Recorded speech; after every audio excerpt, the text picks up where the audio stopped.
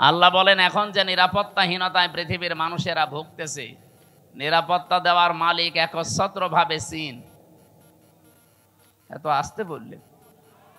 তুরস্ক, Russia, America, Bharat. তো এখন নিজেরাই তো নিরাপত্তাহীনতায় ভুগতেছে।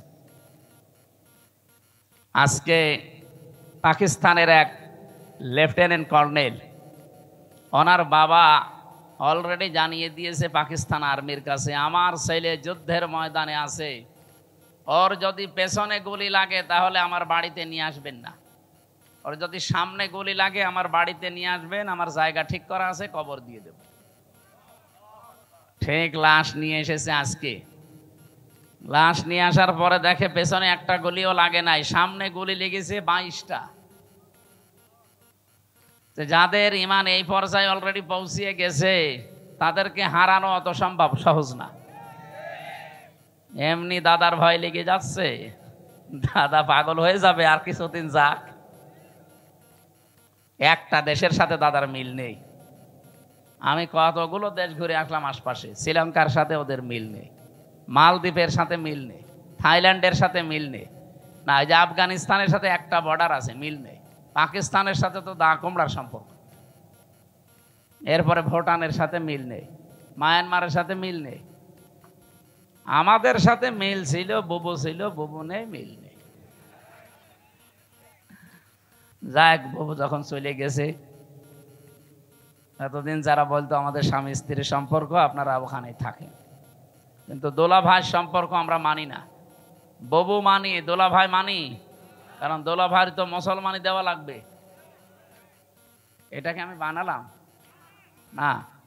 সূরা বাকারা 2 নম্বর পারা 16 নম্বর পৃষ্ঠা 4 নম্বর লাইনে আছে, 221 নম্বর আয়াতের মাঝের অংশে দেখেন, কোন মুশরিক পুরুষকে কোন মুমিনা নারী বিয়ে করতে পারবে না যতক্ষণ সে মুসলমান না হয়।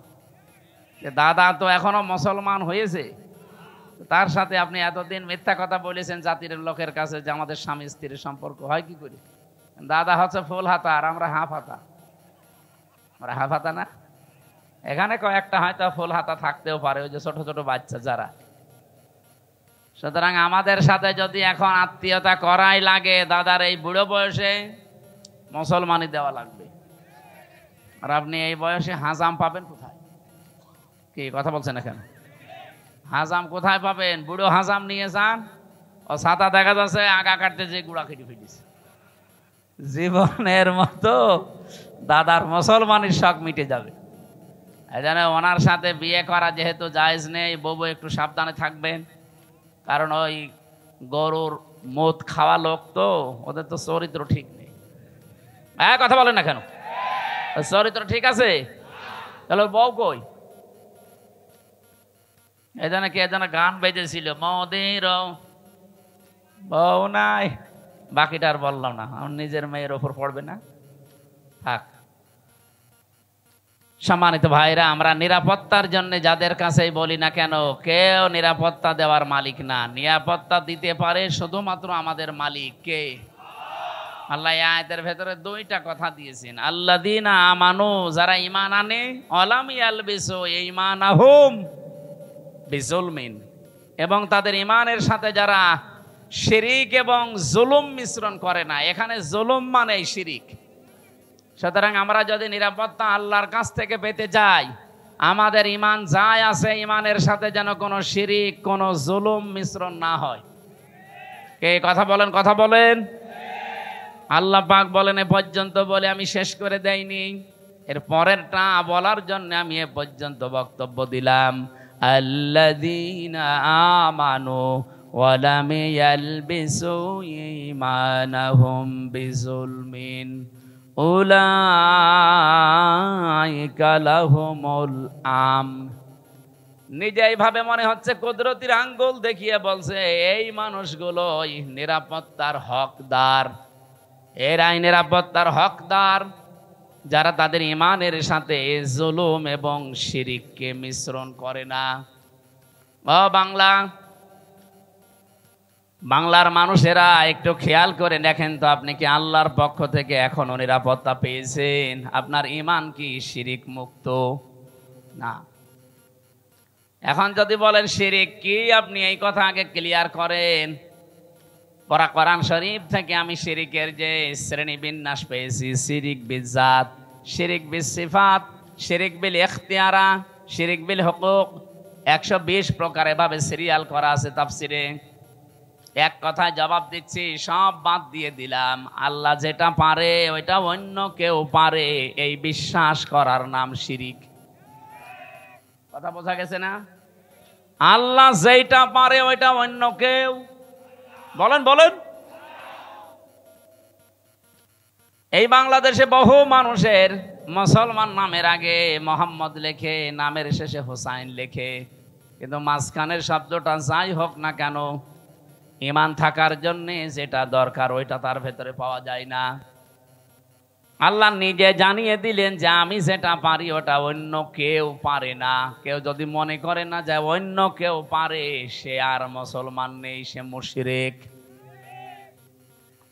এবার বলেন তো, আইন দিতে পারে কে? এটাকে আমি বানিয়ে বলছি? আলা আলাহুল খালক ওয়াল আমরু, এ পৃথিবী বানিয়েছি আমি, এখানে সিদ্ধান্ত চলবে আমি আল্লাহর। সুতরাং এই জায়গায় যদি কেউ হাত দিয়ে বলে যে না আমরাও পারি, এই যে নারী কমিশন যে 318 পৃষ্ঠার রিপোর্ট দিয়েছে, আমি পুরাটা পড়েছি। এখানে আমি কোরআনে কারিমের প্রায় 13টা আয়াতে ওরা ভুল ধরেছে, আর 26টা হাদিস ওরা অস্বীকার করেছে একেবারে ডাইরেক্ট। যেখানে কোরআনের একটা অক্ষর কেউ যদি অবিশ্বাস করে, সে অলরেডি বেঈমান হয়ে যায়।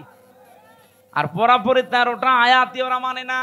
তার ভেতরে যেটা বললাম এটা, আলা লাহুল খালাক ওয়াল আমরু তাবারাকাল্লাহু রাব্বুল আলামিন। বলেন আল্লাহু আকবার। এটা সূরা আরাফের ভেতরে আছে 8 নাম্বার পারার 16 নাম্বার পৃষ্ঠার 12 নাম্বার লাইনে 54 নাম্বার আয়াতের শেষের দিকে আছে। আল্লাহ পাক বলেন সৃষ্টি আমার, আইনও চলবে আমার। সুতরাং ওরা এখন নিজেরা জানাচ্ছে দেহ আমার, সিদ্ধান্ত আমার। কি করে হয় এটা? দেহ আপনার কে বলেছে আপনাকে? আমার এই যে 33 বছর এখন বয়স, আমি 92 সালে জন্ম নিয়েছি। বলেন তো 91 সালের আগে হামজা নামে আমি কিছু ছিলাম? বলেন কি ছিলাম? হাল আতা আলাল ইনসানি হিনুম মিনাদ দাহরি লাম ইয়াকুন শাইআম মাযকুরা। রব্বুল আলামিন বলেন, আমার নামেই মনে করেন আল্লাহ আয়াতটা দিয়েছেন হামজা। 33 বছর এখন চলে তোমার, 34 বছর আগে তুমি তো উল্লেখ করার মতো কিছু ছিলে না। আমার নাম ছিল না, ঠিকানা ছিল না, পরিচয়ও ছিল না। কুষ্টিয়া জেলার সদর থানার হালসায় আমার বাড়ি, এটা ছিল। কারণ আমার মা বাবার বিয়ে হয়েছে 34 বছর আগে। ও নওগাঁবাসী যারা এই রিপোর্ট দিয়েছেন, এই আয়াত অনুযায়ী অলরেডি তারা আল্লাহর সাথে শিরিক করে মুশরিক হয়ে গেছে। তওবা যদি এরা না করে, আর এদের যদি কেউ সমর্থন জানায়, এদের জীবনেও ক্ষমতা হতো না। এদের পেছনে কোনো রাঘব বোয়াল কাজ করছে।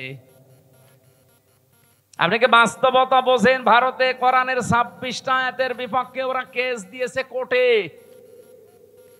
ভারতে কলকাতার কোর্টে ওরা কেস দিয়েছে কোরআনের 26টা আয়াতের বিরুদ্ধে, যে এইগুলো দুনিয়ার কোরআন থেকে তুলে দেওয়া লাগবে। এর কিছুদিন পরেই দেখেন এখন অলরেডি নারী সংস্কারের নাম নিয়ে, কমিশনের নাম নিয়ে 13টা আয়াত এখন বাতিল করার আহ্বান জানাচ্ছে, যেগুলো চলবে না। কোরআনের 13টা আয়াত না বাংলাদেশে একজন মুসলমান যদি বেঁচে থাকে, একটা অক্ষরও আমরা তুলতে দেব না। কে এই বিষয়ে আপনারা একমত নেই?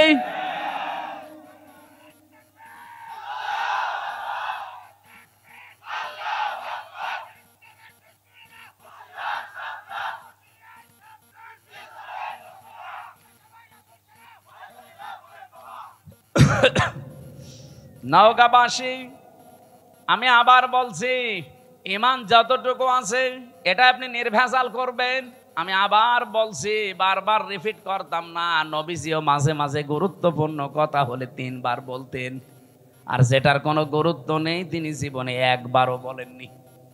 আমার যে দীর্ঘ একটা হাদিস পড়েছিলাম, এর ব্যাখ্যায় 7টা আছে, আমরা এর ভেতরে একটা পয়েন্ট এটা আছে, যদি তুমি এই পৃথিবীতে অনর্থক কথাবার্তা, অনর্থক কাজ থেকে নিজেকে বাঁচিয়ে রাখতে পারো, মহান আল্লাহ তোমার জন্য 2টা নিয়ামত বরাদ্দ করে দেবে। আমরা যাব সামনে ওইদিকে। তাহলে এখান থেকে যে বলতে চাই, আল্লাহ যেটা পারে ওটা অন্য কেউ, আবার বলেন আল্লাহ যেটা পারে অন্য কেউ, সন্তান দিতে পারে শুধুমাত্র পীর সাহেব। কে? আপনাদের এই নওগাঁ জেলায় এই যে মান্দা, কয়েকদিন আগে এসেছিলাম, যে বাড়িতে বসলাম, ওই বাড়িওয়ালার 2টা ছেলে, আর একটা আছে পেটে 6 মাস, ছন করে দেখছে ওইটাও ছেলে হবে। পানি নিয়ে এসে বলছে, হুজুর এমন পানি পড়বেন যেন এবার মেয়ে হয়। মনে হচ্ছে আমি ডাউনলোড করে নিয়ে এসেছি। আর বগুড়া গাবতলী তারেক জিয়া সাহেবের গ্রামে একবার গিয়েছিলাম গত বছর, এক লোক এসে বলছে, হুজুরে আপেল পড়ে দিন। আমি সূরা ফাতিহা পড়ে ফু দিলাম, আমার কানের কাছে মুখ নিয়ে বলছে, এমন আপেল পড়বেন যেন এবার ছেলে হয়। কেন? আমার বারবার মেয়ে হয়, তো এই জন্য আপনারা দিয়ে আমি আপেল পড়াচ্ছি। আপেল দিলাম ফেলে, আপেল কই? ফেলে দিয়েছি। আরে ভাই, আপেল পড়ে যদি ছেলে হইতো আমার 3টা মেয়ে হইতো না? ম্যাডামেরও শুধু আপেল খাওয়াতাম। কি বিশ্বাস দেখেছেন হুজুরের উপরে? এই বিশ্বাসটা যদি আল্লাহর উপরে 100 ভাগ করতো, আমার মনে হয় আল্লাহ দিলে দিতে পারতো। আমি পারবো? আমি পারলে আমারটা পারতাম না? মেয়েরা যারা এসেছেন, এক কথায় শিরিক যেন জীবনে না ঢোকে। আল্লাহ যেটা পারে পৃথিবীর অন্য কেউ। একেবারে নির্ভেজাল থাকা লাগবে। আপনি আমল কম করেন, নামাজ রোজা জিকির আজকার একটু তো হালকা পাতলাও থাকে, কিন্তু ইমানের ভেতরে যদি একেবারে নির্ভেজাল হন, শিরিক মুক্ত থাকেন, আমি গ্যারান্টি দিতে পারি আপনাকে আল্লাহ জান্নাত দিয়ে দেবে। কিন্তু একেবারে গাড়ি গাড়ি পাহাড় পরিমাণ ইবাদত করে বসে আছেন, শিরিক নিয়ে আল্লাহর কাছে গেলে, সূরা ফুরকান 19 নম্বর পারা 1ম নাম্বার পৃষ্ঠা 4 নাম্বার লাইনে 23 নাম্বার আয়াত, আল্লাহ পাক বলেন, কাদিমনা ইলা মা আমিলু মিন আমালিন ফাজাআলনাহু হাবাআম মানসুরা। কোন মানুষ যদি শিরিক মিশ্রিত আমল নিয়ে আমার কাছে ধরা দেয়, ওটা তো দেখা দূরের কথা, ওর মুখের উপরে ধুলি কণার মতো নিক্ষেপ করব, যেন আমাদের জীবন যেন এরকম না হয়ে যায়। আমরা নিরাপত্তা চাই কার কাছে? শিরিক মুক্ত হওয়া লাগবে। বোঝা গেছে? 2 নম্বরে না, আপনারা শুনছেন না, আমি একেবারে পয়েন্ট আকারে বলছি, এরপরও যদি মনে রাখতে না পারেন, তো বাড়ি গেলে তো এখনই ভুলে যাবেন। গলা শুকিয়ে যাচ্ছে, পানি বা একটু চা দিলে।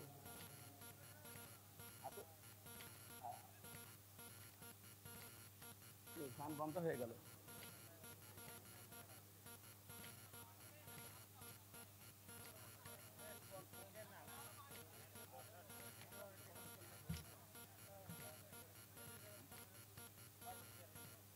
দেবে এটা দিলে তো এটা আবার আরো কিছু করা লাগবে, এটা ঝামেলা হবে।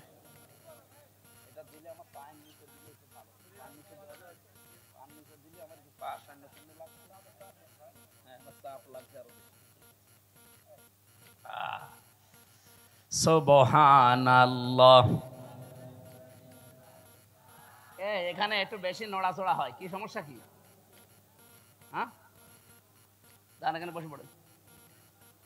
সুবহানাল্লাহ, আলহামদুলিল্লাহ, লা ইলাহা ইল্লাল্লাহ, লা ইলাহা ইল্লাল্লাহ, মুহাম্মাদুর রাসূলুল্লাহ। নওগাঁবাসী, 2 নম্বরে বলেছিলাম, আপনাদের হয়তো অনেকেরই মনে নেই, বিজুলমিন, জুলুমকে যদি আপনি মিশ্রণ না করেন। জুলুম কি? যেই জিনিস যেখানে রাখা দরকার ওইটা ওই জায়গায় না রেখে কেউ যদি অন্য জায়গায় রেখে দেয়, সেটা হয় জুলুম। বলেন, এই যে টপিটা, এটা রাখা দরকার আমার মাথায়, কেউ যদি এটা মাথা থেকে নামিয়ে পায়ের কাছে রাখে, এটা টুপির ওপরে জুলুম। কথা বলা লাগবে। আমার পায়ের নিচে একটা স্যান্ডেল আছে, ওর স্থানী পায়ের নিচে, ওইটা যদি আমি এখন তুলে মাথায় নিয়ে ঘুরি, এটা স্যান্ডেলের উপরে জুলুম। যেই জিনিস যেখানে স্থান পায় ওটা ওখানে রাখা দরকার, ওটা অন্য জায়গায় নিয়ে গেলেই তার সাথে জুলুম হয়। আপনার বিবেকে কি বলে বলেন তো? 92% মুসলমান আমরা এখানে বাস করি, এই কোরআন থাকার দরকার ছিল সংসদে। কে এই কথা বলেন না কেন? এই 54 বছরে আমরা নিয়ে যেতে পেরেছি, এটা কোরআনের ওপরে জুলুম। আপনি যাই মনে করেন, কোরআনের ওপরে এটা জুলুম হচ্ছে, কারণ এটা এসেছে রাষ্ট্রীয় ফরমান হিসাবে। আপনি এই তথ্য পাবেন সূরা রদ 37 নম্বর আয়াতে 13 নম্বর পারা 13 নম্বর পৃষ্ঠা 13 নম্বর লাইনে আছে, ওয়াকাযালিকা আনজালনাহু হুকমান আরাবিয়্যা। অবশ্যই আমি আপনার পথে যে কোরআন নাজিল করেছি এটা সাধারণ জিনিস না, এটা হুকুম। এটা কি? এটা আইন হিসাবে নাজিল করলাম, যার বাংলা নাম আমরা বলি সংবিধান। এটা সংবিধান হিসাবে নাজিল হয়েছে। যদিও আজকের তেলাওয়াত কিন্তু আয়াত ওই লাইনে না, আজকে পারিবারিক জীবন নিয়ে একটা আয়াত পড়েছি। আমরা পারিবারিক জীবনের কিছু সমস্যা আজকে আয়াত দিয়ে তুলে ধরবো এবং সলিউশন দেব এই আয়াত থেকেই ইনশাআল্লাহ। আমরা আজকের আয়াত থেকে যতটুকু বুঝলাম যে আমরা যদি আল্লাহর কাছ থেকে নিরাপত্তা পেতে চাই, কিছু কিছু পয়েন্ট আমাদের মানা লাগবে। 1 নম্বরে জীবনে কোনো দিন শিরিক যেন না থাকে, যদি থাকে আজকে থেকে তওবা করে ওটা বাদ দিন। 2 নম্বরে আমাদের জীবনে যেন জুলুম না থাকে। কি কথা বলেন না কেন? শব্দটা যদিও শুনতে ছোট মনে হচ্ছে, এত বড় মারাত্মক একটা শব্দ এই জুলুম। আমার আল্লাহ পাক আরশ পর্যন্ত কাঁপন ধরে এই জুলুম যদি কোনো জায়গায় দেখে। পড়া কোরআন শরীফে সূরা শূরা 25 নম্বর পারা 6 নম্বর পৃষ্ঠা 13 নম্বর লাইনের 42 নম্বর আয়াত একটু পড়বেন। আমি পড়লেই আমার শরীরে কেমন যেন কম্পন ধরে। ইন্নামাস সাবিলু আলাল্লাযীনা ইয়াজলিমুনান নাস। আল্লাহ পাক বলেন, আমি নিজে মামলা দেব, নিজে অভিযোগ দায়ের করব, নিজে কেস করব তাদের বিরুদ্ধে যারা মানুষ হয়ে মানুষের উপরে জুলুম করে। যারা ভিকটিম আছেন এখানে বলেন তো, আয়াত অনুযায়ী বাংলাদেশে এই 15.5 বছরে আমরা অনেকেই বসে আছি যারা মানুষ হয়ে মানুষের উপরে জুলুম করেছে। এক কথা বলেন না কেন? বিনা কারণে বহু মানুষ এই দেশে জুলুমের শিকার হয়েছে। এখনো পর্যন্ত একজন বিনা কারণে জেল খাটতেছে, আজহার। আপনাদের পাশের বিভাগ রংপুরের মানুষ এটিএম আজহারুল ইসলাম। আমার তো বারবার বলতে ইচ্ছে হয়, এই 15.5 বছরে যত রাজনৈতিক মামলা হাসিনার দলের লোক দিয়েছে সবগুলো বেকসুর খালাস দেওয়া দরকার। ম্যাডামকে যেভাবে খালাস দিয়েছেন, না একটু তাড়াতাড়ি করে।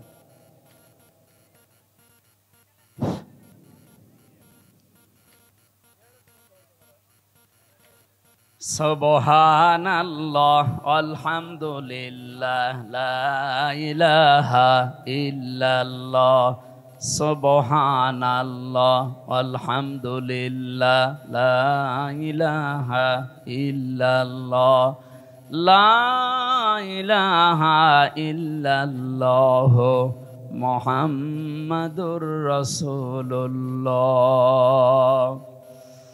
আমার ভাইরা, আমি চাই ম্যাডামকে 6 বছর না, ওনার তো একদিনও জেলে রাখা জুলুম হয়েছে। কারণ ওনার যে মামলা দিয়েছিলেন পুরাটা বানোয়াট। আপনি এতিমের মাল আত্মসাৎ করায় এই মামলা দিয়েছেন যেই টাকার জন্যে, ওই টাকা আরো 7 গুণ বৃদ্ধি হয়েছে। ওনারে আরো পুরস্কার দেওয়ার দরকার ছিল। কিন্তু যারা টাকা পাচার করেছে তাদের এখন আপনি কি করবেন বলেন? এই যে দরবেশ, ওর মাথার চুল থেকে পা পর্যন্ত পুরা সাদা, আমার মনে হয় ভেতরে বাইরে সবই সাদা। এক কথা বলছে না কেন? 36,000 কোটি টাকা চুরি করিস 7টা ব্যাংক থেকে। জীবনে আপনি কোনোদিন যদি গণনা করতে দেওয়া হয় আপনার হাত ব্যথা হয়ে যাবে, এক জীবনে গুণেও শেষ করতে পারবেন না। ৩৬ কোটি টাকা না, ৩৬,০০০ কোটি টাকা। একজনে যদি এত টাকা চুরি করে, ম্যাডাম খালেদার ২ কোটির জন্য যদি ৬ বছর জেল হয়, এই লোকের জেল হওয়া দরকার কিয়ামত পর্যন্ত। আর হাসিনার ছোট বোন এ আল্লাহর ওলি, এরপর পারমাণবিক কেন্দ্র থেকে ৭৬,০০০ কোটি টাকা শুধু একজন নিয়েছে, আর বাকিগুলো তো বাদই দিলাম। এ দেশটা যেভাবে ফোকলা করে ফেলেছেন, শান্তিতে তো নেই। এই যে বাইরে কয়েকদিন আগে সিঙ্গাপুরে ছিলাম, মালয়েশিয়া ছিলাম, এই শয়তানরা সব এখন যে সমস্ত দেশে থাকে, ওখানে বানিয়েছে সাহেব পাড়া, কিন্তু থাকতে পারে না, থাকে সব হোটেলে। মালয়েশিয়া যে হোটেলে উঠলাম, সিঙ্গাপুরে যে হোটেলে উঠলাম, নিচে নেমে দেখি ২ জন চা খাচ্ছে। কি গো? হুজুর আমরা আগেই পালিয়েছি। পালালেন কেন? আপনার না ৬২০টা বাড়ি, ওই যে চট্টগ্রামের ওইটার ভূমি মন্ত্রী ছিল, ৬২০টা বাড়ি বানিয়েছে শয়তান। একটা বাড়িতেও থাকতে পারে না, এখন থাকে হোটেলে, তাও চুরি করে। হুজুর দোয়া করবেন, তখন দোয়া বের হয়, আর ভালো লোকের কাছে দোয়া চেয়েছে। আমার মনে হয় এই ৯ মাস যদি থাকতো আরো ২০০ বাড়ি বানাইতো। এক কথা বলেন না কেন? সব দর বাবার টাকায় বানাইতো। বলেন বলেন। এই জুলুম যা করেছেন, জুলুমের এখন আল্লাহ নিজে শোধ নিচ্ছেন আপনাদের উপরে। আলা তাহসাবান্নাল্লাহা গাফিলান আম্মা ইয়ামালুজ জালিমুন। সূরা ইব্রাহিমের ৪২ নম্বর আয়াতের প্রথম অংশে আছে, ১৩ নম্বর পারা, ১৯ নম্বর পৃষ্ঠা, ১২ নম্বর লাইনে আছে। আল্লাহ পাক বলেন, হে নবী আপনি কি মনে করেন যে আমি জালেমদের কোনো খবর রাখি না? কে বলেছে? যে যেখানে যাররা পরিমাণ জুলুম করে, দুনিয়ার কোনো কিছু খেয়াল না থাকলে আমার ওইটা খেয়াল থাকে। আমি আমার একেবারে নজরে রাখি, জুলুমটা দেখলে আমি আল্লাহ নিজে। কারণ মাজলুমের বরদুয়ার আমার মাঝে কোনো পর্দা নেই, হিসাব নেই, ও শুধু বলতে দেরি, পৌঁছাতে দেরি হয় না। হাদিসে কুদসি এটা, ইত্তাকি দাওয়াতাল মাজলুম ফাইন্নাহা লাইসা বাইনাহু ওয়া বাইনাল্লাহি হিজাব। হে পৃথিবীর মানুষেরা, মাজলুমের বরদুয়া থেকে বেঁচে থাকবা, কারণ মাজলুমের বরদুয়া আর আল্লাহর ভেতরে কোনো হিজাব, পর্দা থাকে না। আমি রিমান্ডে আমার আগে ছাত্র দলের এক ভাইকে নিয়ে গেল। এই যে জুলুম আমি নিজে দেখেছি, রিমান্ডের নামে যে টর্চার করেছিল এই শয়তানগুলো আমাদের উপরে, এই যে আমি বসতে পারি না কেন, 11 ঘন্টা আমারে টাঙিয়ে রেখেছে চোখ বেঁধে, মাজায় দড়ি দিয়ে। এরপর থেকে আমার মাজাও ব্যথা, পিঠেও ব্যথা। বসতে গেলে শক্ত জিনিসে বসলে 10 মিনিটের ভেতরে ব্যথা শুরু হয়। আমার আগে ওনার পাশের রুম থেকে, সেল থেকে নিয়ে গেল, চোখ বেঁধে কালো কাপড় দিয়ে, পেছনে ডান্ডা বেড়ি, হ্যান্ডকাপ লাগিয়ে ডান্ডা বেড়ি দিয়ে আস্তে আস্তে টেনে নিয়ে যাচ্ছে। ভালো মানুষ নিয়ে গেল, আসার সময় দেখি ও মা ও বাবা বলে চিল্লাচ্ছে। আসার পরে দেখি এইগুলো একটাও নখ নেই, সব সাদা লাগছে। সাদা এমনি হয়নি, এই হাত এভাবে চেয়ারের সাথে বেঁধে দেয়। আমারে দেখিয়েছিল ওই যে নখ যেগুলো দিয়ে তোলে, আমারে বলছে হুজুর আমরা এটা দিয়ে নখ তুলি। হাতের সাথে ক্লিপ লাগিয়ে দেয়, গলার সাথে একটা বেল্ট লাগিয়ে দেয় চেয়ারে, আপনি নড়তে পারবেন না, শুধু একটা মাত্র টিপ দেবে, 1 মিনিটে আপনি 120 বার ঘুরবেন। এমন সিস্টেম করা আছে, ওই মেশিনটা শুধু হাতে আর পায়ের সাথে লাগাবে।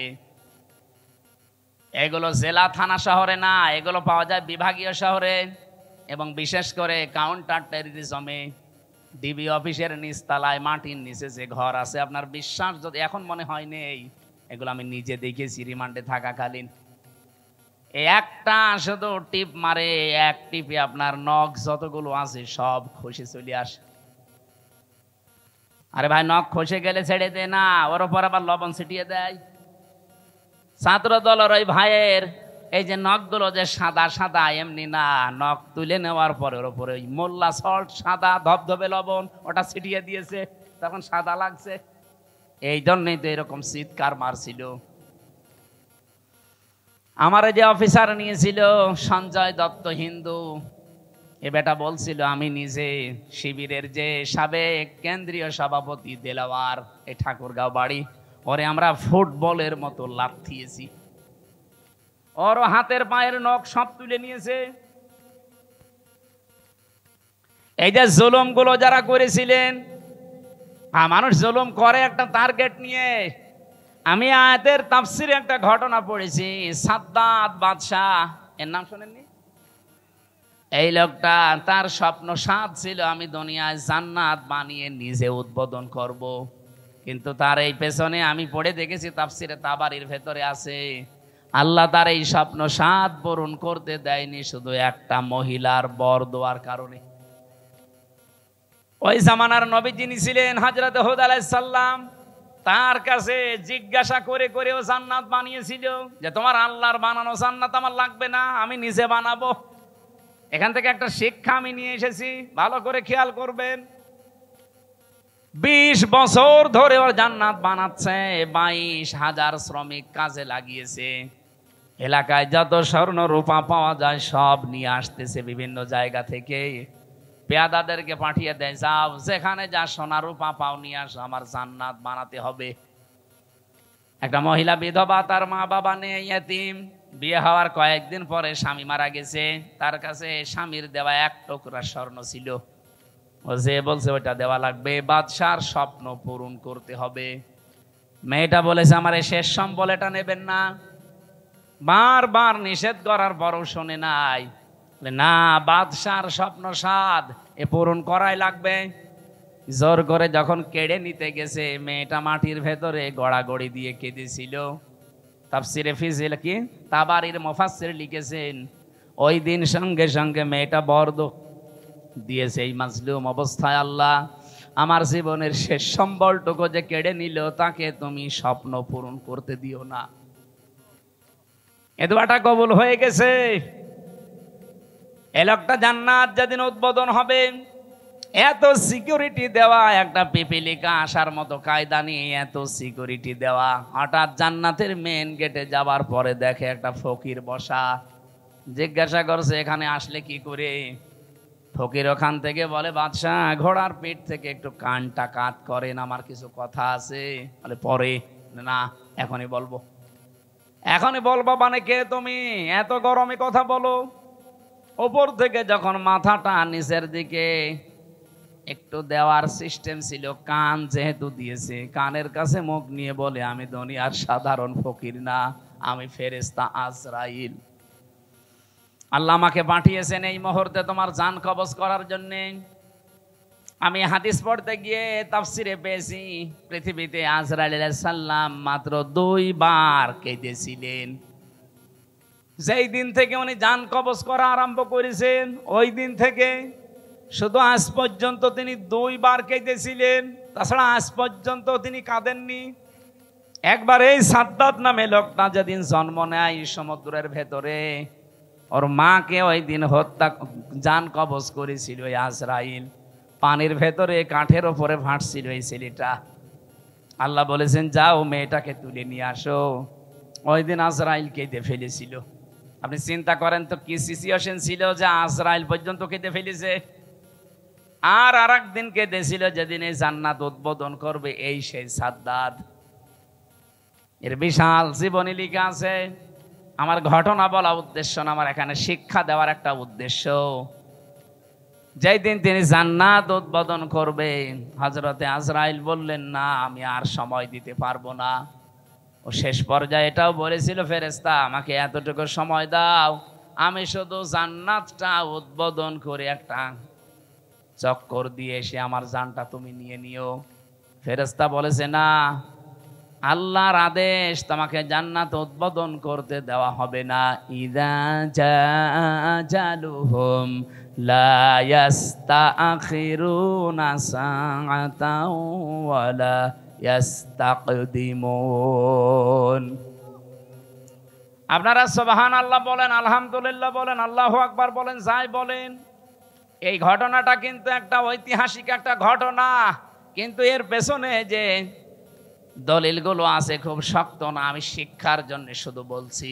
এদিকে তাকান, ও জান্নাতের গেট, মেন গেটে দাঁড়িয়ে ভেতরে যাবার জন্য ঘোড়ার পিঠ থেকে জোর করে হলেও তিনি লাফ দিয়েছিলেন, কিন্তু পারেন নাই।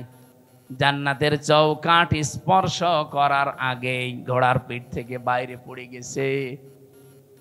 মুফাসসির বলেন, কেন সে জান্নাতের চৌকাঠ পর্যন্ত স্পর্শ করতে পারলো না জানো? কারণ ওই যে বিধবা একটা এতিম মেয়ের বরদোয়া ছিল। আপনি বলেন তো এখান থেকে কি পেলেন? এত বড় বিশাল শক্তিশালী বাদশাহ তার স্বপ্ন পূরণ করার জন্য কি করেছে আপনি বলেন? 22,000 শ্রমিক কাজে লাগিয়েছে, 20 বছর একাধারে শ্রম দিয়ে বানিয়েছে, মনের মতো করে সাজিয়েছে।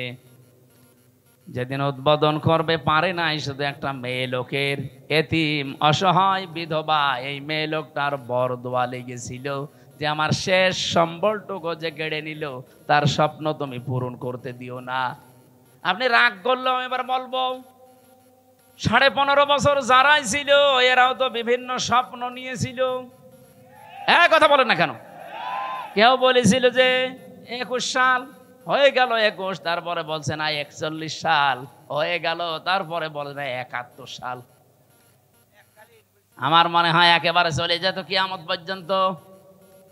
আপনি যে আশা নিয়ে এগিয়ে যাচ্ছিলেন, ওই মহিলার শুধু একটা বরদোয়া যদি থাকার কারণে এত বড় বাদশার স্বপ্ন সাত পূরণ না হয়, আপনারা যা করেছেন 15.5 বছরে একটা দুইটা না কত মানুষের শেষ সম্বল কেড়ে নিয়েছেন।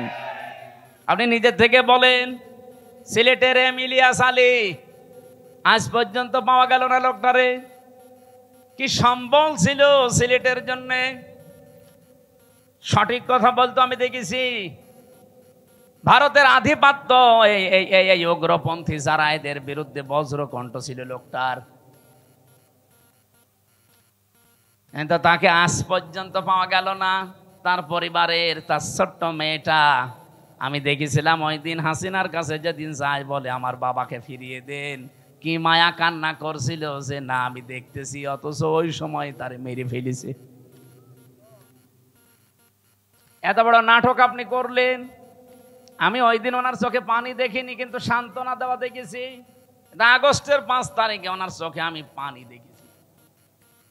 আমার এই ছোট্ট জীবনে ওনার দিকে আমি যতবার তাকিয়েছি এই একবার শুধু কান্না দেখলাম। এর আগে জীবনেও কোনোদিন কে দিয়েছে বলে আমি দেখিনি, শুধু একটু কান্নার ভান করেছি। আপনার পেছনে আপনার এই চেয়ারের সাথে কত মানুষের হাহাকার লেগে আছে আপনি জানেন? আমার মেয়েটার পিছন ভ্যান ধরে ঝুলছিল, এরপরও আপনার মন গলে নাই। 7 মাস আমি ওকে রেখে এসেছিলাম, বাড়ি যেয়ে দেখি একবারে ও 3.5 বছর হয়ে গেছে ওর বয়স। কারণ আমি একবারে 3 বছর কতদিন পরে বাড়ি থেকে গেলাম জেল থেকে। ও নিজেও আমারে চেনে না। যেদিন আমি জেল থেকে বাড়ি গিয়ে নিচতলায় দাঁড়িয়েছি, ওই ছোট মেয়েটা আমারে বলছে, হুজুর আমাদের বাড়ি আসেন। ও মনে করছে এরকম হুজুর বহু আসে 3 বছরে, এটা মনে হয় হুজুরই হবে। আমি যে ওর বাবা ও জানেই না, কারণ এই 3 বছরে তো জীবনে ওরা দেখিনি আমি। আমার সাথে দেখা সাক্ষাৎ পর্যন্ত, আমার যোগাযোগ পর্যন্ত বিচ্ছিন্ন ছিল। আমার আর মাওলানা মামুনুল হক আর তারেক জিয়া সাহেবের বন্ধু গিয়াসউদ্দিন মামুন ভাই, এই 3 জনের দিকে সিসি ক্যামেরা তাক করে রেখেছিল। 24 ঘন্টা আমাদের সাথে কেউ যেন না তাকায়, কথাও কেউ যেন না বলে ভয়। ওরা সব স্বরাষ্ট্র মন্ত্রণালয় থেকে বসে বসে দেখতো। ওই যে বুড়ো শয়তানটা স্বরাষ্ট্রমন্ত্রী যেটা, ওটা ওখান থেকে মনিটরিং করতো, দেখতো আমাদের সাথে কেউ কথা বললে রিপোর্ট দিলে তার চাকরি শেষ। সিসি ক্যামেরার আওতার বাইরে থেকে দাঁড়িয়ে ওই মুখ নাড়িয়ে নাড়িয়ে দেখতাম আমার সাথে কথা বলতো কারারক্ষীরা। সবচাইতে বেশি কষ্ট দিয়েছে গিয়াসউদ্দিন মামুন ভাই রে, আর অপু সাহেব রে, তারেক জিয়া সাহেবের পিএসকে। বিশেষ করে অপু ভাই জীবনে আমার যে উপকার করেছে জেলখানার ভেতরে আমি জীবনেও ভুলতে পারি না। যেখানেই যাই, বিশেষ করে তাহাজ্জুদের নামাজের পরে আমার ওনার নামটা এমনি মনে চলে আসে, আল্লাহ অপু মিয়াকে তুমি মাফ করে দিও, বলেন আমিন। উপকার যে করেছে আমি কৃতজ্ঞতা স্বীকার করি তার। বলেন তো, আমি একটা ছোট মানুষ, ওই সময় আমার 30 বছর বয়স ছিল, এখন নাই 33। কি করেছিলাম এত আমি, যে আমাকে এত শাস্তি দেওয়া লাগবে আপনার? 3টা বছর আমি জানি না যে বাইরে কেউ বেঁচে আছে না মরে গেছে। পরে বের হয়ে শুনছি আমার দাদা মরে গেছে, আমার আপন দাদা, যে আমাকে মাদ্রাসায় পড়িয়েছিল। আমি শুনলাম আমার চাচা তো এক ভাই ছিল, সে মরে গেছে। আমার একটা শালা ছিল, সেও মরে গেছে, চাচা তো শালা। আমার নানি বেঁচে ছিল, উনিও মারা গেছে। আমার নানা ছিল, উনিও মারা গেছে। একটাও আমি জানিও না, কারণ আমার কাছে কেউ খবর দিত না। ভয়ে আসবে কি করে? সিসি ক্যামেরা দেখলেই তার পরের দিন আবার পানিশমেন্ট দিত। ওই দূর থেকে মুখ নাড়িয়ে হাতের ইশারায় বলতো যে আপনার অমুকে অমুক। মানে আমি বুঝতাম যে হয়তো কেউ মরে গেছে আজকে। নিজেকে আপনি এই জায়গায় একটু দাঁড় করিয়ে বলেন তো, কি কড়াকড়ি করতো আমার সাথে। এই জুলুমটা করে আপনি কি পেলেন? এখন তো নিজেই দেশান্তরিত হয়ে বসে আছেন। কি কথা বলছেন না কেন? জুলুম করবেন না কারো উপরে, এটা আল্লাহ জীবনও সহ্য করে না। এত বড় নিকৃষ্ট একটা জিনিস, এত বড় বাদশার শুধু একটা মাজলুমের বরদোয়ার কারণে তার জান্নাত উদ্বোধন করা দূরের কথা, চৌকাটে আল্লাহ পা দিতে দেয়নি। আর আপনি বিশাল স্বপ্ন সাথ নিয়ে বসে আছেন এত বড় বড় জুলুম করে। কত মানুষকে আয়না ঘরে রেখে তার জীবন শেষ করে দিয়েছেন। রিমান্ডে আমার যে মাটির নিচে নিয়েছিল যে ঘরে, ওরা নিজেরাই বলতো যে পাশ দিয়ে যেটা দেখতে পাচ্ছেন এই ড্রেন, এর ভেতরে কত মানুষকে আমরা কারেন্টের শক দিয়ে মাছের খাবার বানিয়ে দিই। এরকম অবস্থায় আপনি কি দিক দ্বারা ঠিক থাকবে আপনার? এরপরে আমার বলছে আপনাকে যা বলতে বলি, এটা যদি ম্যাজিস্ট্রেটের কাছে না বলেন, আপনার বউ তুলে নিয়ে আনবো। আপনি কত বড় ইমানদার যে এই সময় ঠিক থাকতে পারবেন বলেন? এই শেষ পর্যায়ে 10 দিন একাধারে অত্যাচার করার পর আমার মাথার চুল থেকে পায়ের তালু পর্যন্ত 1 ইঞ্চি জায়গা বাকি নেই যেখানে টর্চার করে নাই। শেষ পর্যন্ত আমার সহ্যের বাইরে চলে যাওয়ার পরে বললাম, যান, যা বলবেন বলেন, আর কি করব। যে বলছে আপনার বউ তুলে নিয়ে আনবো, তখন আর কিছু বলা যায়? আর কারণ ওদের তো চরিত্র নেই, তাই তুলে নিয়ে আসছে। বারবার চিন্তা হচ্ছিল, বাচ্চাটার বয়স কেবল 7 মাস, এই অবস্থায় তুলে নিয়ে আসলে তো বাচ্চাটাও নিয়ে আসবে। আর যেখানে আমারে রাখে এত বড় বড় মশায় আমারে কামড় দেয়, ওরা আসলে এমনি মশার কামড়ে মরে যাবে। এই জন্য বললাম যে যান স্যার, যা ভাল লাগে করেন, আপনারা যা বলতে বলেন আমি বলবো। সব জামাত ইসলামের বিরুদ্ধে, শিবিরের বিরুদ্ধে। আর আমি আকিস গ্রুপে চাকরি করতাম, আকিস গ্রুপের বিরুদ্ধে এই কথাগুলো লিখে নিয়েছে, অথচ একটা কথাও আমার না। ওরা 10টা পয়েন্ট লিখে আমার সই করে বলছে, হুজুর সই করেন, আপনারা ছেড়ে দেব। তখন আমি 164 বুঝতাম না, সই করে দিলাম ম্যাজিস্ট্রেটের সামনে। পরে শুনছি ওইটা আমার জবানবন্দি, ওরা লিখে নিয়েছে এই যে কায়দা কৌশল করে প্রতারণা করে। আল্লাহরও বিচার আছে। 10 দিন পরে আমি যে জেলে যেয়ে দেখি ওই ম্যাজিস্ট্রেট যেটা আমার সই করেছিল প্রতারণা করে মিথ্যা বলে, ও দেখি জেলখানায়। কি গো হুজুর, আমার বউ আমারে মামলা দিয়েছে। ঠিক করিস, শয়তান, যৌতুকের মামলা দিয়েছে। এই জুলুমগুলো যারা করেছিলেন, এই জুলুমের কারণে আল্লাহ রাব্বুল আলামিন জালেমদের স্বপ্ন সাধ পূরণ করতে দেয় না। যে যত বড় বড় আশা নিয়ে রেখেছিলেন, একটা আশাও কিন্তু জালেমদের পূরণ হয়নি। আর সামনে যদি কেউ জুলুম করে, তার আশাও পূরণ হবে। আরো জোরে বলেন, হবে না? তা আল্লাহর গ্যারান্টি কয়েক জায়গায় পেয়েছি আমি। এটা 1 নম্বরে পেয়েছি সূরা ইব্রাহিমের ভেতরে, 2 নম্বরে সূরা শুরার ভেতরে, 3 নম্বরে সূরা আনামের ভেতরে। যারা জুলুম করে আমার আল্লাহ তাদের সেদ কেটে দেয়, ওদের স্বপ্ন 7 পর্যন্ত আর যেতে পারে না। কোরআনে কারীম জানিয়েছে, সূরা আলে ইমরানের ভেতরে আছে, ইন্নামা নুমলি লাহুম লিয়াজদাদু ইসমা ওয়া লাহুম আযাবুম মুহিন। অবশ্যই মানুষের পাপ যখন সীমা ছাড়িয়ে যায়, সীমা লঙ্ঘন করে ফেলে লোকটা, তখন ওই লোকটার জন্য অপমানজনক শাস্তি আল্লাহ রেডি করে রাখে। নওগাঁবাসী, আমাদের জীবনে যেন এরকম কিছু সামনে না আসে। চেয়ারে কারা আসবেন আমরা জানি না, যারা আসবেন তারা যেন নিজের ওপরে পরিবারের ওপরে, সমাজের ওপরে, রাষ্ট্রের ওপরে, জনগণের ওপরে জুলুম করবেন না। কথা বলেন না কেন? বারবার বলছি, আহ্বান জানিয়ে, এটা রেকর্ড হচ্ছে, সারা দেশ চলছে, যারা আসবে জুলুম করবেন না। 15 বছরের শিকড় যদি কেটে ফেলতে পারে আল্লাহ, 5 বছর যদি জুলুম করেন না, 5 বছর পরে আপনার বাড়ি ঘরও কিন্তু এই জালেমদের মতো শ্মশান হয়ে যাবে। আপনি দেখেন জালেমদের বাড়ি ঘরের দিকে তাকিয়ে, সব এখন ওজাড় গৃহ পড়ে আছে, জনশূন্য, কেউ আর ওর কাজ দিয়েও যায় না। সেটা আমি কিশোরগঞ্জ থেকে আসার সময় ড্রাইভারকে বললাম, এই বাড়ির সামনে একটু দাঁড়ান, ওখানে উপরে লেখা দেখছি, ওই সাইনবোর্ডটা আছে, কেন্দ্রীয় কার্যালয়, জেলা কার্যালয়। আমি নাম নিলাম না, বললাম এখানে দাঁড়ান তো একটু দেখি। ভেতরে একটু তাকিয়ে দেখি 4-5 জন প্রসাব করছে, কেউ এদিকে, কেউ এদিকে, কেউ এদিকে। মনে আছে জামাতবদ্ধ টয়লেট চলছে। অথচ আগস্টের 5 তারিখের আগে এই বাড়িটা কত জমজমাট ছিল, এই অফিসটা। এই কথা বলছে না কেন?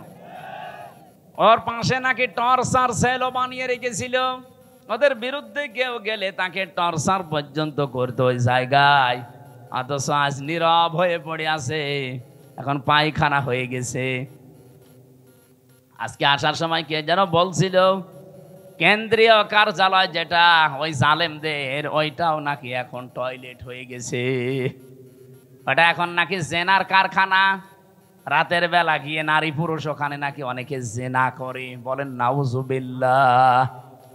কোরআনে কারিমে আছে, কোন জায়গায় যদি জুলুম হয়, ওই জায়গা পর্যন্ত আল্লাহ অভিশপ্ত করে দেয়।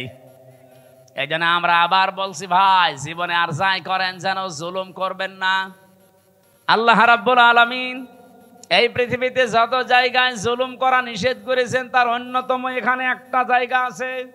সূরা আলে ইমরানের 14 নম্বর আয়াত, রাব্বুল আলামিন বলেন, এদিকে তাকিয়ে থাকবেন, প্রথমে 7টা জিনিসের নাম পাবেন, এরপরে 3টা জিনিস আমার আল্লাহ পুরস্কার ঘোষণা দিয়েছেন। এই পুরস্কার পাওয়ার জন্য আমার আল্লাহ 7টা গুণ আমাদেরকে অর্জন করার আহ্বান জানিয়েছেন। এই 14, 15, 16, 17 এই নাম্বার আয়াতগুলো থেকে এখন আমি তাফসীর করছি। সূরা আলে ইমরান, যুজ্জিনা লিন-নাসি হুব্বুশ শাহাওয়াতি মিনান নিসাই ওয়াল বানিন। আল্লাহ পাক বলেন, আমি শোষণ করে দিয়েছি, আকর্ষণীয় করে দিয়েছি, আমি লোভনীয় বস্তু বানিয়ে দিয়েছি, আসক্তি তৈরি করে দিয়েছি এই পৃথিবীতে 7টা জিনিসের উপরে। তার 1 নাম্বারে নারী। 1 নাম্বার কি? এই জন্য দুনিয়ায় এই জায়গায় খুব সেন্সিটিভ থাকা লাগবে। মেয়েদের প্রতি আকর্ষণ, মেয়েদের প্রতি আসক্তি, তাদের প্রতি ভালোবাসা, লোভ, চিত্রাকর্ষণ, এগুলো আল্লাহ বানিয়ে দিয়েছেন।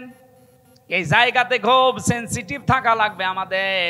বিশেষ করে এখন যে তথ্য প্রযুক্তির যুগ চলছে, মোবাইলে যারা কথা বলেন বিভিন্ন জায়গায়, ইমোতে বলেন, হোয়াটসঅ্যাপে বলেন, মেসেঞ্জারে বলেন, আর যাই বলেন না কেন খুব সাবধানে কথা বলবেন, কারণ আপনার প্রতিটা কথা কিন্তু রেকর্ড করা হচ্ছে। এই কথা বলছেন, আপনি হয়তো টের পাচ্ছেন না যে না এটা আবার কে ধরবে মানে আমি রিমান্ডে আমারে শুনিয়েছিল, কোথায় আমার ম্যাডামের সাথে, আমার মায়ের সাথে, সাতক্ষীরা থেকে একজন কল দিয়ে কি বলেছে ওটা দেখি রিমান্ডে 2য় দিন আমারে শোনায়। কি গো, ওদের কাছে এমন উন্নত মেশিন ওরা ইসরায়েল থেকে নিয়ে এসেছিল, ওরা যারা ট্যাগ করে তারা একেবারে নাড়ি নক্ষত্র পর্যন্ত বের করে। আপনি একটা মিথ্যা কথা বলবেন, জীবনেও ছাড় পাবেন না, ও পরের দিন আবার ওটা দেখাবে। এই যে যারা পরকীয়া প্রেমী আছেন, নিজের স্ত্রী বাদ দিয়ে অন্যের সাথে যাদের লাইন আছে, আপনি দেখবেন যদি ব্রেকআপ হয়ে যায়, ওই মহিলা যদি ওইটা রেকর্ড করে রাখে, তারপরে আপনার দেশে চলাফেরা করা, সংসারে তখন অশান্তির শেষ থাকবে না। এরকম কোন লাইনে কেউ আছেন কিনা? যদি থাকেন একটু হাত তুলে দেখান, আল্লাহ আপনাকে দেখি। হ্যাঁ ছেলে, খুব আরাম লাগছে তোমার।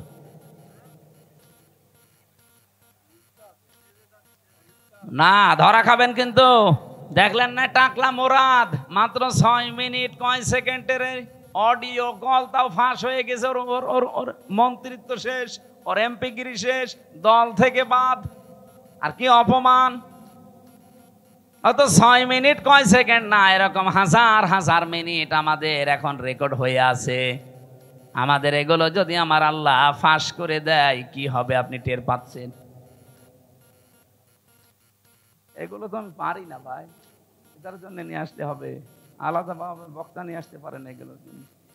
যাদের এই যে রাত 10:30 পর্যন্ত কথা বলালেন, কি করলো তোরা? হ্যাঁ,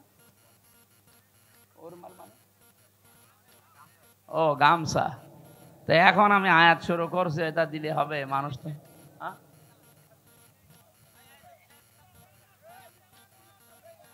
এই যে ওই যে ওনারা যে লোকজন যাই গোপনে গোপনে আস্তে আস্তে দিয়ে দেবেন। আমরা কোরআন এই আয়াতটা শেষ করব না? রব্বুল আলামিন জানিয়েছেন পৃথিবীতে আমি আসক্তি তৈরি করে দিয়েছি যেহেতু মেয়েদের প্রতি, এজন্য এই জায়গায় আমাদের আদি পিতা হযরত আদম আলাইহিস সালামও কিন্তু দুর্বল হয়ে গিয়েছিলেন। এজন্য নিষিদ্ধ জিনিসের প্রতি আকর্ষণ এটা সেই জন্মগতভাবে আমরা পেয়েছি সৃষ্টির প্রথম দিন থেকে। আমাদের এই জায়গায় আমাদের পরীক্ষার বিষয়। এখন থেকে একেবারে দৃঢ় সিদ্ধান্ত নিয়ে রাখবেন যেগুলো জায়েজ। আমি আসার সময় শুনছিলাম মাওলানা মনে হয় 14 জন মহিলার নাম বলছিলেন যাদের সাথে দেখা করা আপনার জায়েজ আছে। মোবাইলে যদি পারতপক্ষে কথা বলা লাগে 14 জনের সাথে বলবেন। এর বাইরে যদি কেউ কল দেয়, ওটা যদি জিবরাইলের খালাতো বোন হয় তারপরও বলবেন আপনার সাথে কথা নেই। কি কথা বলছেন না কারণ? আপনি শক্ত থাকবেন এই জায়গায়। মেয়েরা যারা এসেছেন এই জায়গায় আপনারাও নিজেদেরকে খুব, একজন আলেম সেই দিন দেখলাম কুমিল্লায় বাড়ি, উনি বলছিলেন নিজের স্ত্রীকে কেউ যদি ভিডিও মোবাইল কিনে দেয়, এই যে Android set screen touch mobile, এটাই নিজের স্ত্রীকে কিনে দেওয়া আর পর পুরুষকে ঘরে ঢুকিয়ে দেওয়া একই কথা। অথচ এরকম বউ দেশে নেই।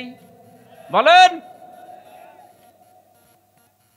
এই মোবাইলটা, এই কম্পিউটার, এই ল্যাপটপ আপনি ওর হাতে দেননি, আপনি দিয়েছেন ওকে একেবারে জেনা, ব্যভিচার, বেপরদা হওয়ার জন্য একটা লাইন হাতে ধরিয়ে দিয়েছেন। ও মন মতো কিন্তু ওটা দিয়ে ব্যবহার করবে। আমার মনে হয় মেয়েদেরকে এই জায়গায় খুব সেন্সিটিভ থাকা দরকার। মা বোনেরা, স্বামী যদি আপনাকে বাটন ফোন দিয়ে খুশি থাকতে চায়, বাটনের উপরে আপনি আর যাবেন না। কারণ আমাদের টার্গেট তো শুধু এইটাই না, এরপরে আর একটা জায়গা আছে আখিরাত। ওই জায়গাটা তৈরি করতে হলে আমাদের এখনই এই মনের সাথে যুদ্ধ করা লাগবে। আর যদিও এটা কঠিন বিষয়, শয়তান উৎপত্তি আছে, করতে দেবে না। আমি সহ যারা এসেছি আজকে থেকে নিজেদেরকে শয়তান যতই চাপ দিক আমরা কন্ট্রোল হব। এই 14 জন মহিলা বাদ দিয়ে কেউ কল দিলেও জরুরি না হলে আমার দরকার নেই। আমি নিজেরটা বলছি, আমার এই মোবাইলে শুধু বাংলাদেশ না, বিশ্বের কোন জায়গা থেকে যদি মহিলারা কল দেয়, আমি আগে জিজ্ঞাসা করিনি প্রথমে যে মা আপনার স্বামী আছে অথবা আপনার ছেলে আছে। আজকে এই যে ইন্দোনেশিয়া থেকে, মালয়েশিয়া থেকে 3 জন মহিলা কল দিয়েছিল হোয়াটসঅ্যাপে আর মেসেঞ্জারে। আমি প্রথমেই তাকে মেসেজ লিখে জিজ্ঞাসা করছি কে আপনি, আপনার স্বামী আছে অথবা সন্তান আছে। যদি স্বামী সন্তান থাকে, কোনো যদি কিছু চাওয়ার লাগে, আপনার কোনো মাসলা মাসাইল লাগে, তাদেরকে দিয়ে জিজ্ঞাসা করান। আপনার সাথে আমি কথা বলতে পারবো না, কারণ আমার মোবাইল ট্যাগ হয়।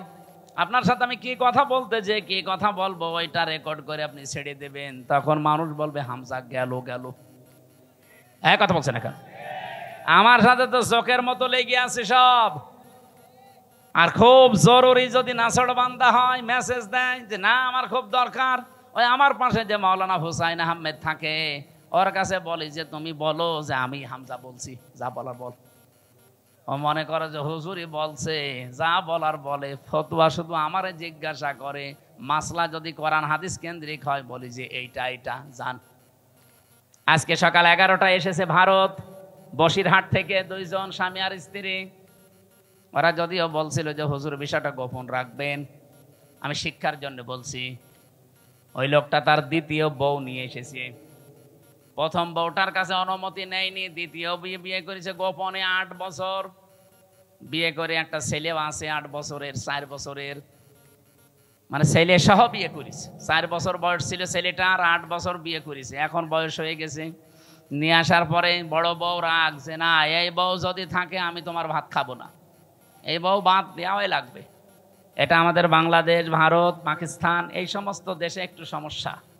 কারণ দ্বিতীয় বিয়েকে মানুষ খারাপ মনে করে, আর মনে করো চরিত্র খারাপ, এই জন্য বিয়ে করেছে। অথচ চরিত্র ঠিক রাখার জন্য যার একটা বিয়ে করেছে এটা কেউ বলে না। আর এটা একটা যে জায়েজ কাজ, তারপরও আমরা ঘৃণা করি, খারাপ ভাবি। কি এই এলাকায় নেই? যত ভালো বউ নিয়ে বাস করেন আর একটা বিয়ে করে দেখেন গোপনে, আপনার 14 গোষ্ঠী উদ্ধার করবে। অথচ এটা যে একটা জায়েজ কাজ, আল্লাহর নির্ধারিত বিধান। এই যে নারী কমিশন যে রিপোর্ট গুলো দিয়েছে তার ভেতরে এইটা একটা।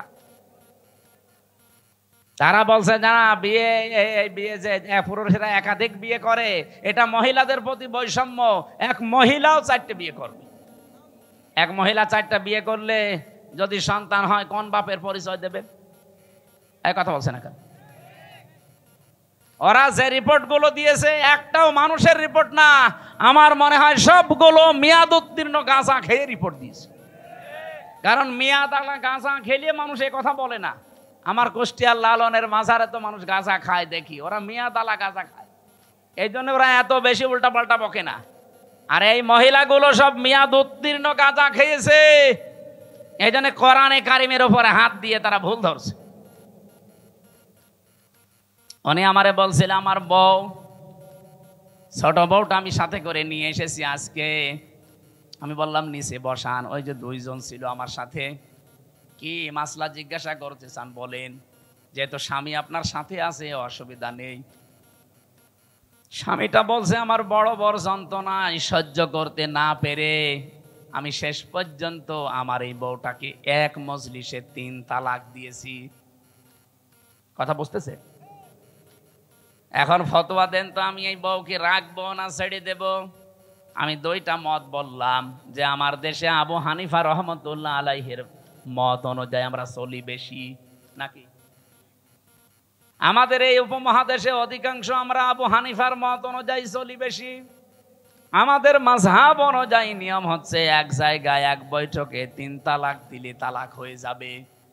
এখনো যে 3টা ইমাম আছে, অন্যান্য আরো আলেমদের মত আছে, সে মত আমি নিজেও মানি না, কিন্তু আমি ওই মতগুলো শ্রদ্ধা করি। এই জিনিসটা আমাদের নেই, এই জন্য ইসলাম আজ পিছিয়ে যাচ্ছে। আমি আলেমদেরকে বলছি, আপনি অন্যের একটা মত মানেন না, ঠিক আছে, কিন্তু তার মত এটা শ্রদ্ধা করা লাগবে। ইমাম আবু হানিফা রহমতুল্লাহ আলাইহির সাথে অন্যান্য ইমামদের মত একেবারে পুরা উল্টা। ইমাম আবু হানিফা জানিয়েছে সূরা ফাতিহা যদি নামাজে কেউ পড়ে তার নামাজই হবে না। ইমাম শাফি বলছে, ইমাম শাফি রহমতুল্লাহ আলাইহি বলেন নামাজের ভেতরে যদি কেউ সূরা ফাতিহা না পড়ে তার নামাজই হবে না। এটা পুরা উল্টা না? বলেন বলেন। একজন বলছে হবেই না, আর একজন বলছে না পড়লে হবে না। পুরা উল্টা। কিন্তু তারা মতটা শ্রদ্ধা করতো। কোনো দিন আপনি তাদের ভেতরে কোনো বিদ্বেষ, হিংসা, অহংকার, মানি না এ কথা ছিল না। উনি বলতো এটা আমার মত, মানলে মানেন, না হলে ওনার মতটা আমি শ্রদ্ধা করি, কিন্তু আমি ওইটা মানি না। আমি আল্লাহর ওই বান্দা বসিরহাট থেকে যারা এসেছিল আজকে বললাম যে ভাই আপনি মুসলমান, আপনারা তো বিপদেই আছেন ভারতে। বলছে হ্যাঁ খুব বিপদে আছি। আপনার এই বউটাকে এখন 2টা মত আছে, আপনি যে মত অনুসরণ করে চলেন ওইটা মেনে চলেন। আমাদের মাযহাব অনুযায়ী এই নিয়মটা যে আপনার বউ যেহেতু তালাক হয়ে গেছে অন্য আরেকজনের সাথে বিয়ে দেবেন, সে সংসার করার পরে ইচ্ছা করে ছেড়ে দেবে, তালাক দিয়ে দেবে, 3 মাস 10 দিন পরে আপনি তারপরে বিয়ে করে ফেলবেন, এইটা একটা নিয়ম। আর একটা মাযহাব আছে, ওটা এক বৈঠকে বা 1 মাসের ভেতরে যদি 1000-1,00,00,000 তালাক দেন তো 1 তালাক হবে। তাহলে ওইটা আর একটা মত, ওটা 3 মাসে 3 হায়েজে 3 তালাক দেওয়া লাগে। ওটা যদি আপনি ওই মত অনুসরণ করে চলেন আপনি ওইটাও মানতে পারেন। এখন ওনারে বলে দিয়েছে আমি 2টা মত, উনি যেটা মেনে, যেই মাযহাব মেনে চলে চলুক, আমার অসুবিধা নেই, আমি তো ওইটা মানি না, কিন্তু আমার শ্রদ্ধা করা লাগবে। আজ আমরা এই দেশে যারা বিভিন্নভাবে ইসলাম কায়েমের চেষ্টা করছি, এই যে যারা জামাত ইসলাম করে, তারা কথা শুনতে শুনতে 54 বছর পর্যন্ত আমরা দেখছি তাদের বিরুদ্ধে একটা মিথ্যা তহমত দেওয়া আছে যে এরা মওদুদীর অনুসরণ করে চলে। মওদুদী কি কোনো ফেকার ইমাম ছিলেন? বলেন বলেন। তো তাকে আমরা অনুসরণ করছি কি কি কোন বসে? তিনি দার্শনিক ছিলেন, তিনি রাষ্ট্র চিন্তা করতেন, রাষ্ট্র নিয়ে, তিনি অর্থনীতি নিয়ে চিন্তা করতেন। এই যে ইসলামী ব্যাংকের যে থিওরি তিনি দিয়েছেন, সুদ মুক্ত ভাবেও যে ব্যাংকিং ব্যবস্থা চালানো যায়, এই যে জমি জায়গা যারা চাষ করে খান এখান থেকেও যে সুদ থেকে বাঁচা যায়, যারা এই যে 1 লাখ টাকা আমি এই ভাইরে দিলাম, 1 বিঘা জমি নিলাম, যতদিন আমি চাষ করে খাবো ততদিন জমি ফেরত দেওয়া লাগবে না, যখন টাকা ফেরত দেব তখন জমি ফেরত নিয়ে নেব। এটার নাম কি? এই যে বন্ধক, এটা জায়েজ আছে, অথচ এলাকায় বহু মানুষ মনে হয় আপনারা করেন, করেন না? না, এটা যদি জায়েজ করতেই হয় তাহলে কয়েকটা পদ্ধতি মানা লাগবে, নাই তো আপনার মায়ের সাথে জেনা করার গুনাহ হবে। যতদিন এই ভাইয়ের জমি আমি চাষ করে খাবো ততদিন এই যে সরকারকে টাকা দেওয়া লাগে, খাজনা। 1 বিঘা জমিতে কয় টাকা ভাই? হ্যাঁ, 75 টাকা আমার মনে হয়, 250 হয়ে গেছে। আমি আর তো দেওয়া লাগে না, আমার বাপ দেয়, আমি জানিও না। যাই হোক, 250 যদি হয়, প্রতি বছরে বছরে এই সরকারের টাকাটা যে চাষ করে খাচ্ছে সে দেবে। আর যখন আমি ওনারে টাকা ফেরত দেব, জমি নিয়ে নেব, তখন কমপক্ষে 1 লাখ যদি হয় তাহলে 8 থেকে 10,000 টাকা কম নেওয়া লাগবে। বলে হুজুর এটাই লস হয়ে যায়। হ্যাঁ ভাই, লস হোক লাভ হোক আপনার দেখার দরকার কি? লাভ লসের মালিক কি আপনি না আল্লাহ? তো উনি যখন বিধান দিচ্ছে, দেখবে উনি 1 লাখ গরু বিক্রি না করে বাজার থেকে চলে আসতেছে, ডাকাতে ধরেছে, বলছে বাবাজি আমারে ধরে করবেন কি, আমি গরু বিক্রি করতে পারিনি, বেশি দাম হয়নি, এই জন্য। মুখের ওপরে 2 থাপ্পড় দিয়ে বলছে বেটা বেয়াদব, বিক্রি করলি না মানে টাকা তো নেব আমরা, দাম কম হোক বেশি হোক তোর দরকার কি? লাভ লসের মালিক কি আপনি? কে? তো উনি যে নিয়মটা দিচ্ছে এইটা মানেন, আশা করছে এখন থেকে এই সিস্টেম মেনে চলবেন। আর একটা নিয়ম আছে, এই যে খেয়ে দেয়ে শোধ, জমি দিলাম, এটা কি বলে? কন্ট্রাক্ট, এটা জায়েজ আছে। আর একটা নিয়ম আছে 3 নাম্বার, আমি ওনারে 1 বিঘা জমি দিলাম, প্রতি বছরে বছরে উনি 2 মণ ধান বা 10,000 টাকা আমারে দিয়ে দেবে 1 বছরে, এটা জায়েজ আছে।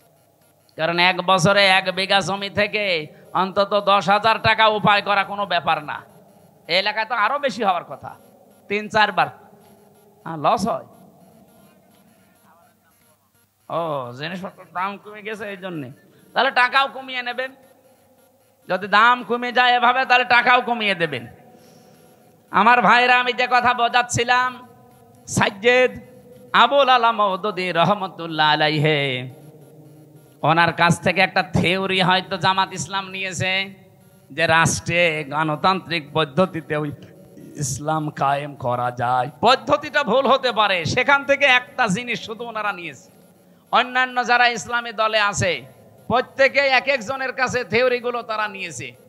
আমাদের সবার মূল তো এক থাকা দরকার যে আমি অন্যের মত মানি না, কিন্তু তার মতটাকে শ্রদ্ধা করা লাগবে। এই জিনিস যতদিন বাংলাদেশের মানুষের ভেতরে না আসবে, এই দেশের দিন কায়েম হওয়া সম্ভব না। এই ছোটখাটো বিষয় নিয়ে মত পার্থক্য তৈরি হয়ে যাবে। এই জন্যে মানুষ যে এক জায়গায় হবে কি নিয়ে কি দিয়ে, সেই কথা সূরা আলে ইমরানের 64 নম্বর আয়াতে আল্লাহ ঘোষণা দিয়েছেন, কুল তাআলাউ কুল ইয়া আহলাল কিতাবি তাআলাউ ইলা কালিমাতিন সাওয়াইম বাইনানা ওয়া বাইনাকুম আল্লা না'বুদা ইল্লাল্লাহ। আমার ওইদিকে বিষয় না, আমি একটা ট্রাস্ট দিলাম। মেয়েদেরকে আল্লাহ যেহেতু আকর্ষণীয় করে বানিয়েছে, লোভনীয়, এর প্রতি একটা আসক্তি বানিয়ে দিয়েছে, এই জন্য আমাদের এই জায়গায় খুব সেন্সিটিভ থাকা লাগবে, সতর্ক থাকা লাগবে এদের বিষয়ে। মেয়ে লোককে আমার আল্লাহ পরীক্ষার সবচাইতে বড় বস্তু বানিয়েছে। শয়তান এদেরকে জাল হিসাবে ব্যবহার করে রাস্তায় নিয়ে আসে। এই জন্য মেয়ে লোক যখন বাড়ি থেকে বাইরে আসবে, সাজগোজ করে পারফিউম দিয়ে সেন্ট মেখে বাইরে আসা মেয়ে লোকের জন্য জায়েজ নেই, হারাম। বলেন নাউজুবিল্লাহ। সম্মানিত মা বোনেরা, আপনার সাজগোজ, সেন্ট, পারফিউম এগুলো ব্যবহার করার জন্য আপনার উপযুক্ত জায়গা আপনার স্বামীর বেড। এই বিছানা শুধু বাইরে আপনি এগুলো করতে পারবেন না, যেহেতু আপনাকে শয়তানের জাল হিসাবে শয়তান ব্যবহার করবে। নবীজি জানিয়েছেন আমরা আজকে থেকে সতর্ক হয়ে যাব এই জায়গা থেকে, যে আমরা কোনো দিন যেন নিজের মেয়েকে, বউকে, নিজের ফুফুকে, মাকে, শাশুড়িকে, খালাকে বেপরদা করে রাস্তাঘাটে ছেড়ে না দেই। আয়াতের তাফসিরে লিখেছে একজন মহিলা যদি বেপরদায় চলার কারণে জাহান্নামী হয়ে যায়, কমপক্ষে 4 জন পুরুষ সাথে করে নিয়ে যাবে। বলেন নাউজুবিল্লাহ। 1 নম্বরে তার বাবাকে ধরবে, বলবে গার্জিয়ান ছিলে তুমি আমাকে কন্ট্রোল করনি। 2 নম্বরে তার বড় ভাইকে ধরবে। 3 নম্বরে তার ছেলে বড় স্বামীকে ধরবে। 4 নম্বরে তার বড় ছেলেকে ধরবে।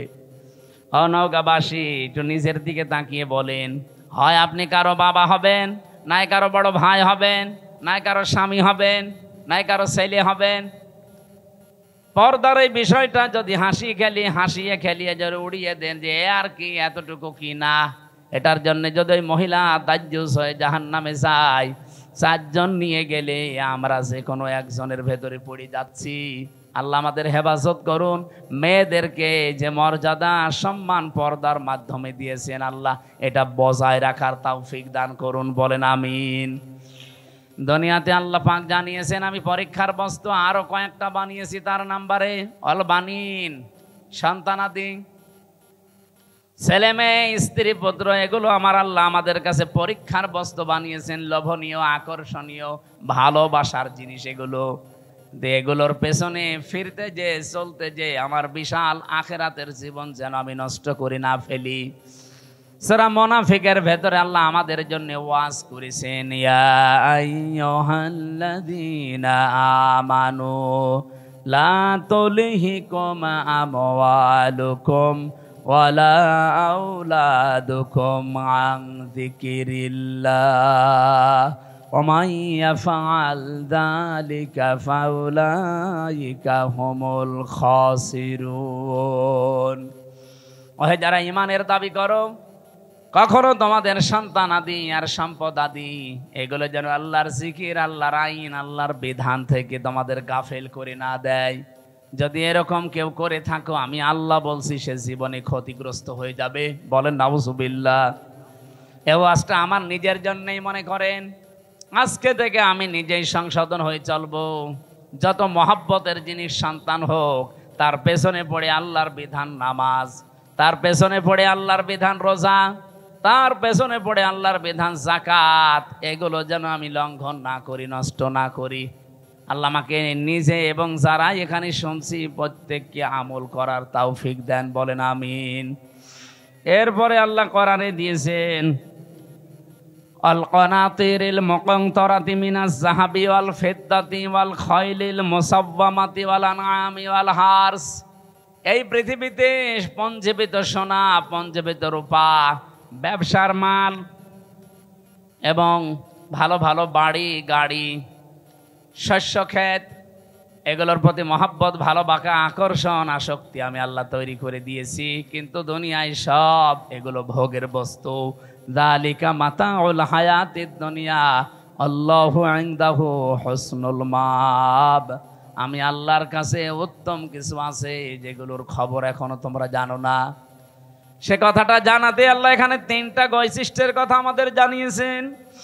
কুল আউনাব্বিউকুম বিখাইরিম মিন যালিকুম লিল্লাযীনা তাকাউ ইনদা রাব্বিহিম জান্নাত তাজরি মিন তাহতিহাল আনহারু খালিদিনা ফিহা ওয়া আজওয়াজুম মুতাহহারাতুন ওয়া রিদওয়ানুম মিনাল্লাহ আল্লাহু বাসীরুম বিল ইবাদ।